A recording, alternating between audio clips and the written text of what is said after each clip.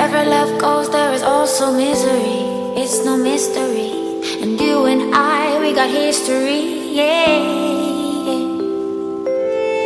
Wherever love flows, there is also tragedy. When we're in too deep, and you and I, we got.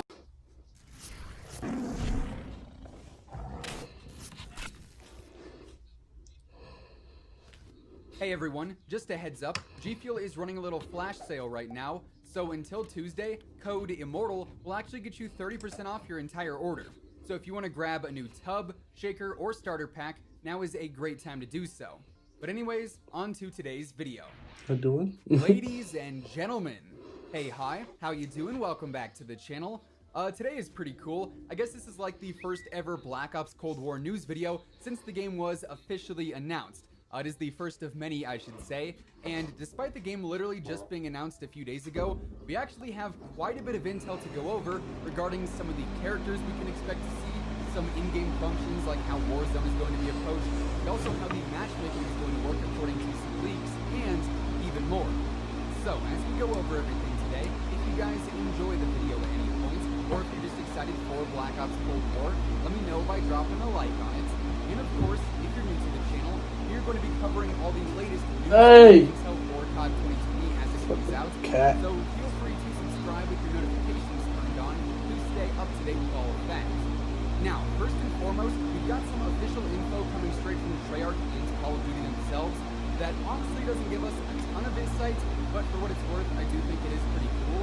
As a few days back, they actually released a little promo teaser. This is like a 10-second clip that you guys are seeing on the screen right now. This is sort of a Cold War propaganda collage, if you will, where part of it is American propaganda. You see a soldier in American attire, and then part of it is also Soviet propaganda. We also have a soldier dressed in Soviet attire too.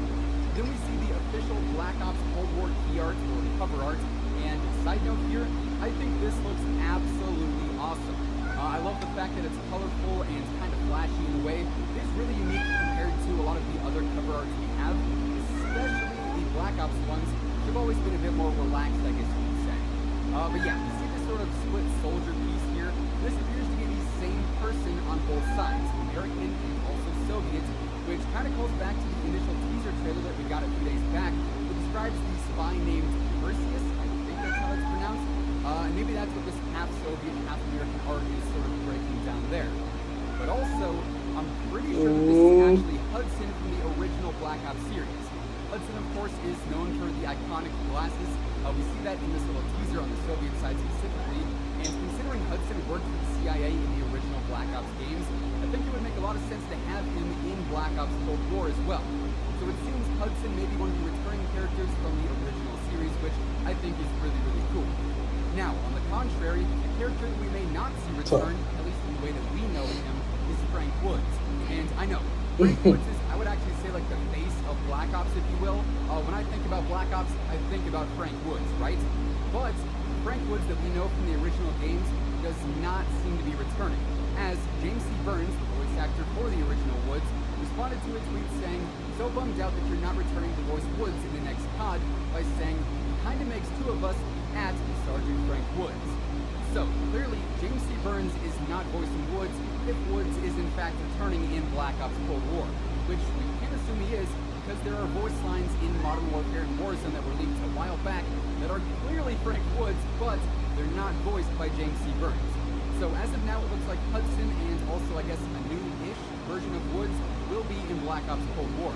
And come Wednesday when the trailer releases in Verdansk, and I would assume also on the Call of Duty YouTube channel, we should get some more info there considering it's likely going to focus on the campaign, as always with the initial reveals.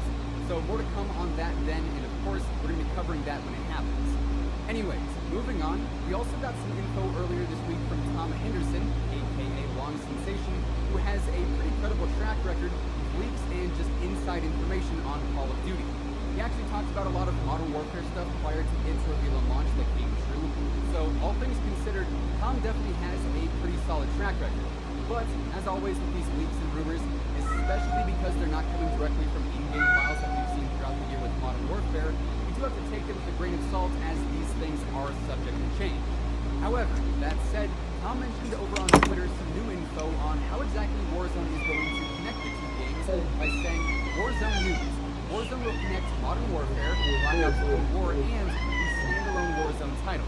Verdansk is going to be replaced with a new map, but weapons, vehicles, etc. from Modern Warfare will remain. It then also says weapons from Black Ops Cold War will be added in periodically throughout future battle passes and updates. This means eventually Warzone is going to have well over 100 weapons. Verdansk will likely return at a later date too, depending on fan feedback. So, going off of this is actually a pretty interesting approach if this information turns out to be true. Because I think a lot of people, myself included, assumed that Warzone would be like completely overhauled for Black Ops Cold War. However, this implies that Warzone's map will change to fit around Black Ops Cold War's theme, but a lot of the basics like the weapons and I would assume alongside that, the attachments and camos and all that stuff, plus also the vehicles and whatnot, will still remain accessible. Which I think is honestly pretty cool for Warzone's longevity. Of course, a lot of players out there were already starting to wonder, well, what exactly is going to happen to everything I grinded out this year? You know, is all of that just going to be tossed into the trash once Warzone updates for Black Ops Cold War's release? And it seems, at least according to these leaks and rumors, that a lot of the progress will actually expand to Black Ops Cold War, which is definitely going to be really, really cool to see. However, while it seems the continuation of Warzone is going to be really cool, there's also some news that we got that's not so cool, unfortunately. Once again, this is coming from Tom, and he quoted Dex, who was talking about some of the things he wanted to see in Black Ops Cold War, and included on that list was reduced skill-based matchmaking. We all know just how strong and also annoying the SPMM is this year. It just makes it impossible to play casually once you surpass a certain skill bracket, right? And for players who are on the top and in those, best of the best brackets, it's either you are using the meta weapons and you are trying your absolute hardest to win, or you just don't care that you're going to lose and you want to mess around and play more casually. There honestly is not really a great balance of being able to be good and also being able to play casually, at least this year. And according to Tom, skill-based matchmaking is exactly the same as it is in Modern Warfare. It's the exact same system. To me, at least, that is definitely a bummer. But of course, we're just looking at this from the player's standpoint. You know, when I'm playing with the boys, when Espresso and King Slasher and Lazy myself queue up, we've all got pretty good stats and we know what we're doing for the most part.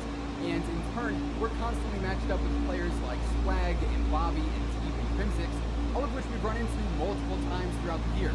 Which, I'm gonna lie, it's fun to an extent, you get a little banter going on, but in it's almost every single match, it does end up getting kind of monotonous, which is why to a lot of the top tier players, skill-based matchmaking just is not it. It's not super fun. But as a casual player, obviously, you don't want to get stomped every single game. I totally get that. Being at the bottom of the leaderboard is not fun, and you get matched against better players. That tends to happen until you adapt and become a better player. But not everybody wants to put that work in. And again, I totally get it. A lot of people just want to jump onto the game and they want to play it for fun, play a couple of matches, then jump off. And so, from a business standpoint, I think Activision sees that they're going to keep the retention of a lot of new and of a lot of casual players by keeping them in lobbies where they're just not getting stomped. And so I think it makes sense from both sides. Certain players obviously don't want skill-based matchmaking, but from a business standpoint, it does make sense to have it in the game. What brings in the bucks brings in the bucks, And so if it is true and skill-based matchmaking is going to be the same in Black Ops Cold War, I'll admit it, I am going to be disappointed, but wouldn't say I'm going to be surprised. Also, post-edit Zach here. Hey, hi, how you doing once again?